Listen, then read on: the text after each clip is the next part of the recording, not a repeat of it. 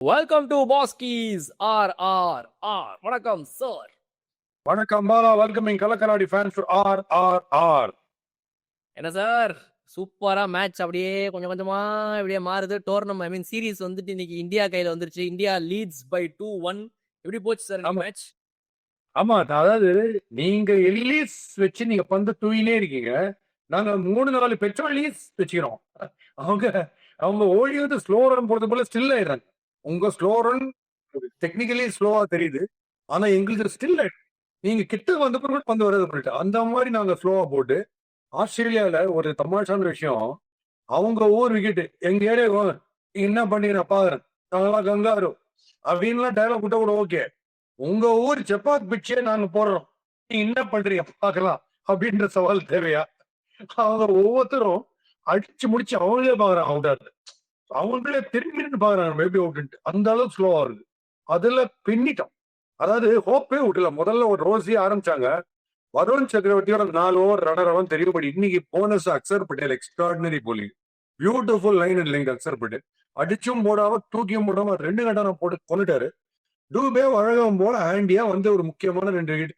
டூபே தேங்காய் வச்சு பந்துக்கு இறங்கவே மாட்டேங்குது. அந்த மாதிரி ஸ்லோ. So beautiful, fantastic. ஒரு ஆக்சுவலி 190 அடிச்சுக்கலாம். கொஞ்சம் ஃபால்ட் ஆயிட்டும் பேட்டிங்ல நினைச்சா திருப்பி அவங்களுக்கு அவங்களுக்கு சொல்ல பேக் ஃபுட்ல ஆடுறதுல அவங்களுக்கு பொறுமையே கிடையாது. நம்ம ஸ்பின் ஒரு என்ன சொல்ல போறாங்க பாருங்க சார். நம்மளோட பேட்டிங் வச்சு ஸ்டார்ட் பண்ணலாம்னு நினைக்கிறேன். அந்த ஒரு ஃபர்ஸ்ட் பவர் பிளேல வந்துட்டு விக்கெட்லெஸ்ஸா நம்ம போயிருந்தாலுமே கூட வந்துட்டு ரன்ஸ் ஒன்றும் பெருசா இல்லப்பா. ஒரு 8 to 9 மெயின்டைன் பண்றோம் அப்படின்னு சொல்லி ஒரு ஸ்டேபிளான ஸ்டார்ட் இருந்துச்சு. பட் அதுக்கப்புறம் வந்த ஓவர்ஸ்ல வந்து அடுத்த 14 ஓவர்ஸ்ல வந்து அவ்வளோ விக்கெட் லாஸ் அப்படிங்கும்போது வந்து நீங்க சொன்ன மாதிரி ஏற்கனவே வந்து அந்த எலிஸ் அப்படின்றவருடைய பவுலிங் வந்து இந்த மாதிரி ஒரு பிச்சில் வந்து அப்படி செம்மையா போட்டாங்க. இப்ப சிஎஸ்கே எல்லாம் வந்து ஐயா இவர மாதிரி ஆளெல்லாம் இன்னுமாயா நீங்க சரியா பிளேயிங் லெவல்ல யூஸ் பண்ணாம இருக்கீங்க அப்படின்னு தான் எனக்கு கேட்க தோணுது. அது ஒரு பக்கம். But how did they utilise the pitch? ஓவராலா அவங்களோட பவுலிங் ரிசோர்ஸ் அவங்க எப்படி இந்த பிச்சுக்கு அடாப்ட் பண்ணி யூஸ் பண்ணாங்க ஆஸ்திரேலியா? அவங்க அவங்க வந்து ஆக்சுவலா நல்லாதான். அவங்க வந்து எல்லிஸ் வந்து கலக்கிட்டார். எல்லிஸ் வந்து ரொம்ப டேஞ்சர் இருப்பாரு. இந்த பால் இப்படி போடுறதுன்னு உனக்கு இப்படி போடுறதுக்கு பாரு, இப்படி போடுறாரு. இந்த இந்த பக்கம் தெரியல மாதிரி போடுறாரு. அதுல ஸ்பெஷலைஸ் பண்ணிருக்காரு. மோஹித் சர்மா நம்ம சிஎஸ்கே காடி இந்த பீரியட்ல நல்லா போடுறாரு. அப்ப அதுக்கப்புறம் அங்கங்க நல்லா போறாரு. ஃபுல்லா கன்சிஸ்டன்டா போறது இல்ல. இப்படி போறதுக்கு பதில் சீன்ல இப்படி ஓடுது பால் டெலிவரி. ஸோ ஓடி வருது, பயங்கர பாஸ்டா ஓடி வருது. ஆனா பந்து ரொம்ப மெதுவா போடுறதுனால அவன் ஆடி முடிச்சுதான் பாக்குறோம் நம்ம பந்து. ஸோ அதுல அண்ட் குறுக்கு திடீர்னு ஒரு குவிக்கா வர ஒரு பால் போடுறாரு. ஸோ அவர் தான் மோஸ்ட் டேஞ்சரஸ். பட் மீதி என்ன ஆயிடுச்சு, நம்ம சம்மந்தி விருந்து கேள்விப்பட்டிருங்க, ஜாம்பந்தி விருந்து அப்படின்னு நீங்க கேள்விப்பட்டதில்லை. ஏன்னா பந்து ரொம்ப டானால அதுல வந்து டாலஸ்ட் பேட்டர் இருக்காரு இவரு நம்ம சிவம் டுபே. அவர் என்ன பண்ணணும், சிவம் டுபேக்கு ஸ்கின் டேட் மாதிரி இப்போ சிக்குன்னு பால பண்ணணுமே தவிர கொஞ்சம் குட்லைத்துல போட்டு ஆசைப்பட்டாரு பாருங்க. அதுல ஒரு 2-3 சிக்ஸ் போச்சு. அதை பண்ணிட கூடாது. ஸோ அவங்க அவங்க பிக்சர் ரீட் பண்ணது நம்ம என்ன பெட்டரா ரீட் பண்ணோம். இதான் விஷயம். அவங்க வந்து எல்எஸ் மாதிரி ஒரு 3 பேர் போட்டிருந்தாங்கன்னா நம்ம செத்துருப்போம். பட் மீதி பேர் ஃபாஸ்டா போடுறதோ இல்ல ஸ்பின்ல டாஸ் போடுறதோ அந்த மாதிரி பண்ணிட்டாங்க. அதனால அவங்க அவங்க சரியா ரீட் பண்ணல பிக்சர். நம்ம என்ன பெட்டரா பண்ணோம். ஸ்லோவர் ஸ்டெப்ல யார் இன்னும் ஸ்லோவா போட்டு இன்னும் பிரில்லியண்டா போடுறாங்க. அதுல பாருங்க, ஸ்லோவர் ஸ்டெப் டூபே போட்டா கூட ரொம்ப கேவலமா தன்னுடைய காலுக்கே குட் லெங்க் மாதிரி சில ஷார்ட் பால் எல்லாம் போட்டு டென்னிஸ் பால் மாதிரி போட்டாரு. அதெல்லாம் இஷ்டம். அதுதான் சூரியகுமார் கோவம் வந்து திட்டினா தெரியுமா, அந்த மாதிரி போட முடியும். கொஞ்சம் அப்படி டீசிங்கான ஒரு ஷார்ட் பால் போடணுமே தவிர நம்ம எண்டியே போட்டு கூடாது ஷார்ட் பால். அதெல்லாம் தவிர்த்தோம்னா நம்ம ரொம்ப அக்யூரேட் போலிங் நம்ம பண்ணது. இப்போ வந்து செகண்ட் ஸ்பெல் டாப் கிளாஸ் 13வது ஓவர் போட்ட ஒரு விக்கெட் ஒரு ரன்னு. பிரில்லியண்டான போலி. அது ஃபர்ஸ்ட் ஸ்பெல் பேடா போட்டாரு, டவுன் த லெக் சைட் எல்லாம் போட்டு. தேங்க் காட் இன்னைக்கு ஒரு நல்ல விஷயம் பாஸ். அந்த வருண் சக்கரவர்த்தி எந்த நேரமும் என்ன வேணா ஆகலாம், 5வது ஓவர் நீங்களே பால் எடுத்துருங்க அப்படின்னு சொல்றது போல 3வது பெரிய ஆச்சுங்க. உங்க உயிருக்கே ஆபத்து எல்லாம் பயமுறுத்துவாங்கல்ல. இல்லாட்டி 3வது ஓவர் எடுத்துட்டாங்க. ரொம்ப ஷாக். சார், நம்ம இந்தியாவோட பவுலர்ஸ் போட்ட அளவுக்கு எதனால அவங்களுடைய ஸ்பின் பவுலர்ஸ்னால அவ்வளோ எஃபெக்டிவா போட முடியல? ஃபார் எக்ஸாம்பிள் இப்போ அவங்க ஜாம்பா யூஸ் பண்றாங்க. நம்ம சைட்ல பார்த்தோம் அப்படின்னா ஒரு மிஸ்ட்ரி ஸ்பின்னர் வச்சிருக்கிறோம், ஒரு ஆஃப் ஸ்பின்னர் வச்சிருக்கிறோம், அப்புறம் பாத்தீங்கன்னா ஒரு லெஃப்ட் ஆர்ம் ஸ்பின்னர் வச்சிருக்கோம். 3 பேர், அக்சர் பட்டேல் ஆகட்டும், வாட்லியா இருக்கட்டும், வருண் ஆகட்டும், 3 பேருமே வந்து அவுட்ஸ்டாண்டிங்கா போட்டாங்க. பட் அவங்க கிட்ட இருந்தது ஒரே ஒரு ஸ்பின்னர் தான். அவங்களுடைய லெக் ஏன் அவ்வளவு நல்லா போடல இந்த பிட்ச்ல? Leg spin is not for this kind of a pitch. இல்ல லெக் ஸ்பின் போடலாம், provided you hurry the batsman onto the back foot. நீங்க லெக் ஸ்பின்ல வந்து கொஞ்சம் அதான் நான் சொன்னேன், எக்கானமி டீம் கையில லெக் ஸ்பின் கொடுக்குறாங்களா, லெக் ஸ்பின்னே டைங் ஆர்ட்டா இருக்கு T20 ஃபார்மேட்ல. பால லெக் ஸ்பின்னுக்கு எல்லாம் கொடுத்தா தப்பி தவறி ஃப்ரண்ட் ஃபுட் போடக்கூடாது. எக்கானமி டீம் ரெண்டுத்தை தான் மைண்ட்ல வச்சுக்கணும். விக்கெட் எல்லாம் எனக்கு வேணவே வேணாம். நான் கஷ்டப்பட்டு ரன்னே கொடுக்காம எப்படி போலிங் பண்ணுமோ அந்த பால் நான் போட்டுனே இருக்கேன்.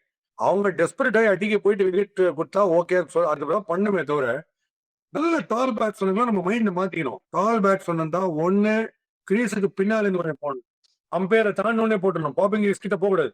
ஏன்னா மீதி பிளேயர்கள் ஓகே இருக்குது. ஆர் நீங்க அப்படி வரீங்க கிரீஸ் கிட்ட வரீங்கன்னா பாஸ்டிஷ் ஷேன்வான் போடுற பிளிப்பர் மாதிரி பாட்டை தூக்கினாலும் டமால்னு போகும், அந்த மாதிரி போகணும். நீங்க ஆசைப்பட்டு குட் லைன்ஸ்ல போடலாம், இங்க டேர்ன் ஆகி ஸ்லோவா டேர்ன் ஆகல, கொஞ்சம் தான் டேர்ன் ஆகுது, பட் ஸ்லோவா இருக்கு கிட்ட, பட் டேர்ன் ஆகல. அதனால அவங்களால இந்த இடத்துல டூ பேபி அடிச்சா இருந்தா ஓவர்.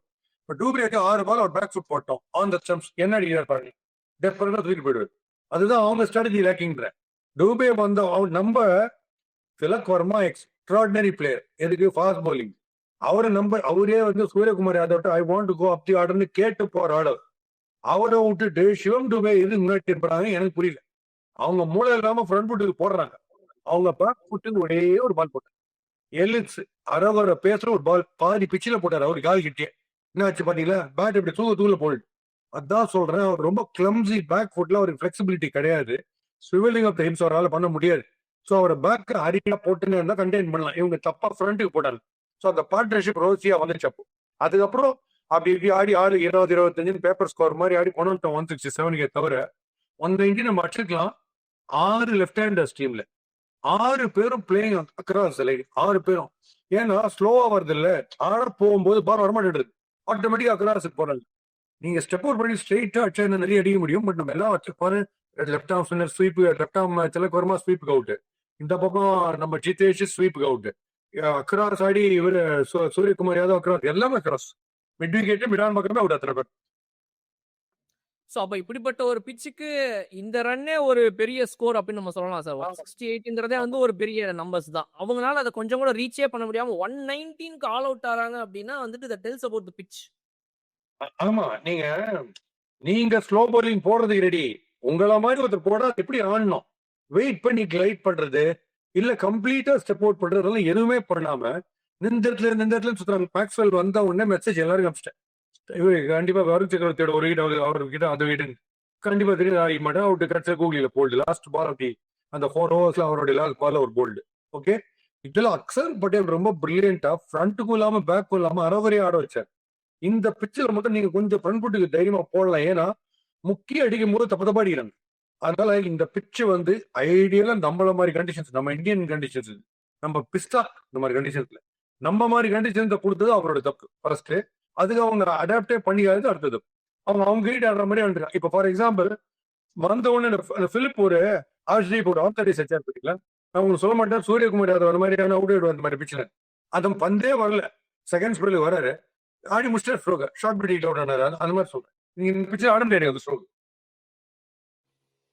சார் இப்போ நம்மளுடைய பிளேயிங் 11ல இன்னைக்கு தான் வந்து ஒரு 3 ஸ்பின்னரை யூஸ் பண்ணதுக்கு ஒரு ஒரு ஜஸ்டிஸ் இருந்துச்சுன்னு சொல்லலாம். ஏன்னா போன மேட்சஸ்லயே உங்ககிட்ட கேட்டிருந்தேன், என்ன சார் ஒரு 3 ஸ்பின்னரை வச்சுட்டு இவங்க 2 பேரை யூஸ் பண்றாங்க, இன்னொருத்தர் யூஸே பண்ண மாட்டேங்கிறாங்கன்னு. இன்னைக்கு அட்லீஸ்ட் அந்த 3வது ஸ்பின்னருக்கு ஒரு ஓவர் கொடுத்து இன்னொரு 2வது ஓவர் ஒரு 2 பால் கொடுக்குற வரைக்குமாவது ஒரு வாய்ப்பு அட்லீஸ்ட் கிடைச்சது.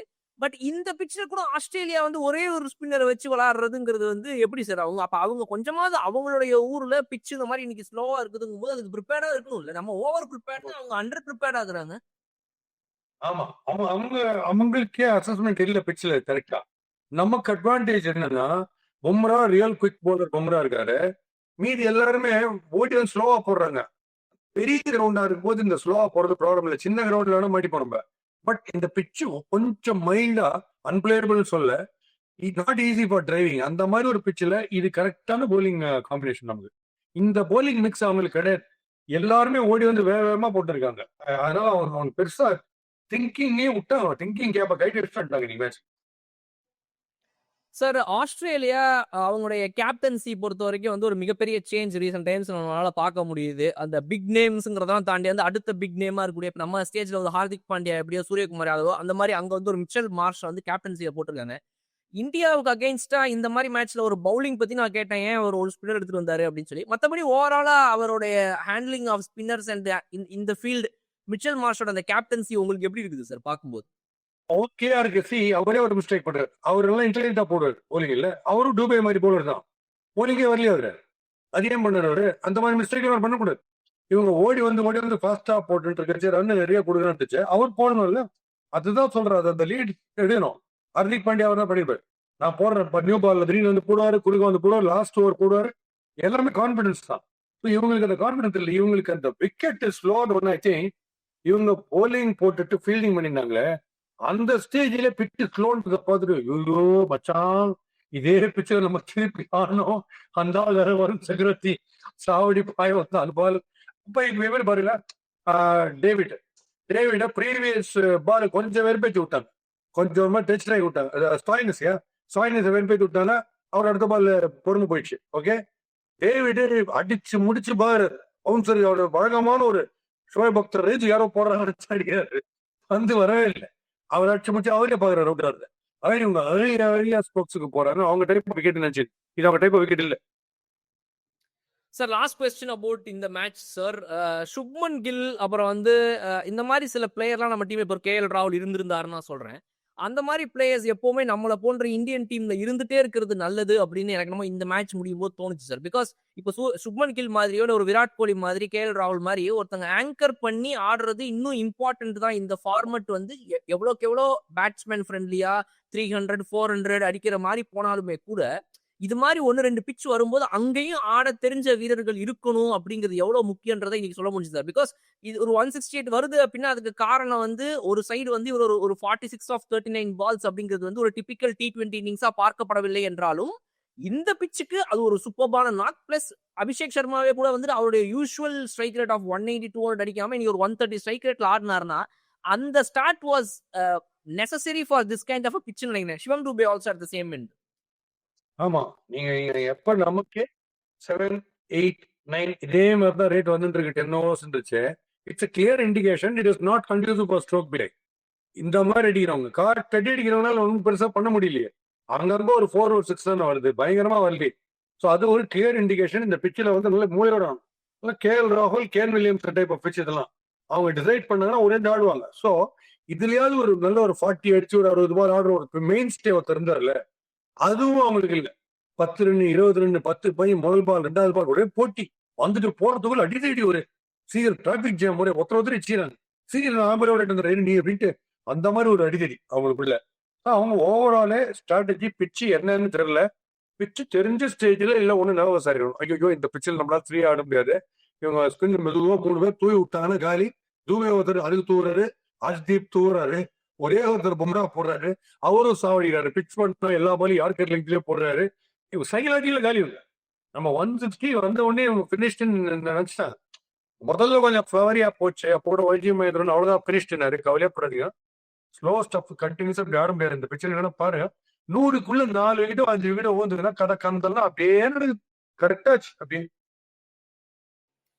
Sir Varun Chakravarthy proves to be a very very vital member of the playing 11 அப்படிங்கிறது வந்துட்டு இப்போ நாளுக்கு நாள் அதிகமாயிட்டே போயிட்டு இருக்கு சார். ஒரு தமிழ் பிளேயர் வந்துட்டு எங்கேயாவது நம்ம பிளேயிங் 11ல இல்லாம இருக்கவே முடியாதுன்ற ஒரு ஸ்டேஜ் வந்துட்டு ஒரு அஸ்வினுக்கு அப்புறமா வந்து இப்போ வாஷி அண்ட் வருண் சக்கரவர்த்தி ஃபில் பண்றாங்க. மெயின்லி வந்து வருண் சக்கரவர்த்திஸ் டாமினன்ஸ். ஸோ இவரை வந்து இந்த லிமிடெட் ஃபார்மட்ல ஓடிஐலயும் கான்சென்ட்ரேட் பண்ணணும் நீங்க நினைக்கிறீங்களா? Or he should stick only to T20s?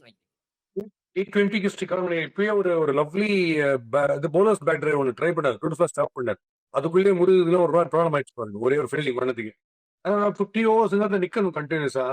அதெல்லாம் இப்ப தெரியாது. ஒரு திடீர்னு ஒரு ஸ்டேஜ்ல வந்து இடுப்பு கை காலெல்லாம் பிடிச்சிக்கும் போது அப்ப தெரியாது. 4 ஓவர் ஜஸ்ட் ஸ்பெஷலைஸ் இந்த 4 overs. அந்த 4 overs மேட்ச் வின்னிங் எப்பவுமே வந்தாருன்னா 2 போல்டு ஷூர் கூகுளி போல்டு ஏதோ ஒன்று நடக்குது. ஒரு எல்பிடபிள்யூ ரீட் பண்றாங்க, கார்டு போட்டு கொடுக்குறாங்க அப்படின்னுச்சு. நான் என்ன சஜஸ்ட் பண்ணுவேன் வருணை பார்த்தா கூட இந்த T20 ஃபார்மேட்டிக் ஸ்டிக் ஆன் பண்ணி பெஸ்ட். ஏன்னா இந்த 4 ஓவருக்குள்ள ஒரு போலரை புரிஞ்சுட்டாடுறதுன்றது கஷ்டம். மீதி பேர்லாம் உள்ள வரும்போது என்னன்னு தெரியுது. இந்த போலரை மட்டும் என்ன பிச் இது என்ன கண்டிஷன், இதுல இவர் என்ன போட போறாரு அப்படின்னு புரிஞ்சுக்க வேண்டியது நிறைய. அவரே இன்னைக்கு திடீர்னு 3வது ஓவர் கொடுத்த உடனே ஷாக் ஆகி ஷார்ட்டா போட்டார் ஒரு 3 பால். நீங்க பாத்தீங்கன்னா அவருடைய யூஸ்வல் ரிதம்ல போயிடல, but came back into the game. But எனக்கு இந்த பேட்டிங் கோச் கிட்ட ஒண்ணே தான் கேட்கணும். என்ன மண்ணாங்கட்டிக்கு இந்த திலக் வர்மாக்கு முன்னாடி நீங்க ஷிவம் துபே அனுப்புறீங்க. பேக் ஃபுட்ல ஃபோர்ஸ் பண்ணா அவரால் அடிக்க முடியாது. எப்போ பேக் ஃபுட்ல அடிப்பாருன்னா outside the off stump, outside stump ball பிச்சாரு அடிப்பார். ஏன்னா அது எல்பிடபிள்யூ ப்ராப்ளம் இல்ல, போல்டு ப்ராப்ளம் இல்ல. ஸ்ட்ரெயிட் ஸ்டம் டு ஸ்டம் போட்டுன்னு இருக்கும்போது அவரால் அடிக்க முடியல பேக் ஃபுட்ல இருந்துச்சு. நீங்க இன்னும் இப்ப அவர் அதே அடிய திலக் வர்மா அடிக்க போறாரு. எல்லா சிக்ஸும் அடிப்பாரு அவரும். அது ஒன்றும் டிஃபரன்ஸே கிடையாது. சுப்மன் கில் வந்து ஸ்ட்ரெயிட் ஆடுற வரைக்கும் சுப்மன் கில் கிங். இப்ப கூட ஒரு மெயின் ஸ்டே நீங்க சொல்ற மாதிரி கேஎல் ராகுல் எடுத்து அவர் பிடிப்பாரு இந்த மாதிரி இடத்துல. அவர் திடீர்னு அத்தனை ஆரம்பிக்கிறார். அதுல அவர் விக்கெட் போயிடும். அண்ட் இன்னொரு விஷயம், எதுக்காக இப்போ இந்த பும்ராவுக்கு முன்னாடி இந்த வருண் சக்கரவர்த்தி பேட்டிங்ல அனுப்புறீங்கன்னு கேட்கறேன். நான் கேட்கறது ஒவ்வொரு டவுன் அனலைஸ் பண்ணிருக்கேன். ஏன்னா இது எல்லா ரன்னுமே வைட்டலா, இது ஒன்று vital. Any day Bumrah can hit sixes, he can hammer sixes out of the ground. அவர் அனுப்புறதுக்கு போல என்னது அவரோட நம்பர் 10ல வரும். எவ்வளவு வருண் சக்கரவர்த்தி இன்டர்நேஷனல் லெவலில் எவ்வளவு சிக்ஸ் வச்சு நீங்க பாத்தீங்க. கச்சக்கமா விக்கெட் எடுப்பாரு, டெட்லியஸ்ட் போலர் நான் ஒதுக்குறேன். எவ்வளவு சிக்ஸ் அவர் வச்சு நீங்க பாத்தீங்க ஒரு இவருக்கு முன்னாடி வரத்துக்கு. அது எனக்கு புரியுது. இந்த மாதிரி பிளஸ் ஃபீல்டிங்ல அபிஷேக் சர்மா ஓடி வரும்போது அவருக்கு ரைட்ல போயிடுச்சு பால். அதனால அந்த கேட்ச் அதை பிடிச்சிருந்தாருன்னா இன்னும் டென்ஷன். நல்ல வேலை அவர் உடனே அவருக்கு ஒரு யாருக்கு மிச்சல் மார்ஷ் அது நீ விடுற கிடையாது விருந்தோபல் நான் திரும்பி கொடுக்குறேன் கேட்ச் அப்படி அவர் குதிரை அவுட் போயிட்டாரு. அப்புறம் இந்த வாஷிங்டன் சுந்தர் வந்து பாலுக்கு மேல டைவ் வச்சுட்டு கைவையோ ஒரு 4 விட்டார் பவுண்டரியில. இதெல்லாம் நம்ம பண்ணோம்னா குரூஷியலா 120 ஆல் அவுட் டிஃபெண்டிங் 120 130 வரும்போது போயிடும், மேட்ச் போயிடும். இதெல்லாம் நமக்கு no business to do all that. கேட்சிங்லாம் கரெக்டா பிடிக்கிறோம். பட் இந்த கிரவுண்ட் ஃபீல்டிங் விட்டோம்னா அதாவது நியூசிலாந்து லெவலில் நம்ம அட்லீஸ்ட் நியூசிலாந்து லெவலாவது ஃபீல்டிங் கொஞ்சம் அப் பண்ணிக்கணும் நம்ம standard. Right sir, okay.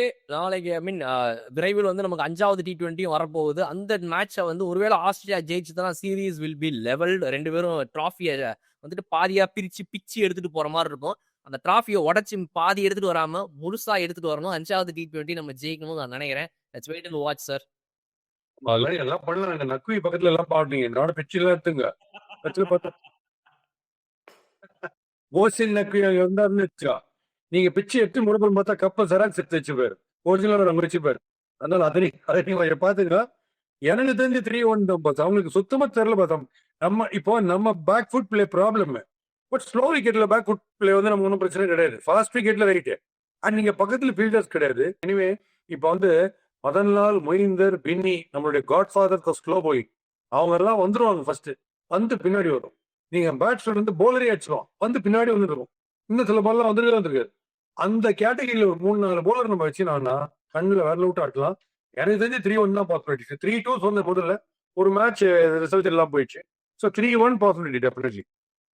Right, alright sir, thank you for joining. நம்ம 5வது T20 மேட்ச்ல மீண்டும் சந்திப்போம். Thanks for joining. See you sir. Bye bye. Yes, definitely we'll celebrate the victory and we'll keep rocking just as our fans are working always with their support. Thank you. Vatti Boss Big Boss Tamil Season 9 உடைய review show நான் வர தினமும் ராத்திரி 11:30 மணிக்கு. Subscribe to colour கண்ணாடி media.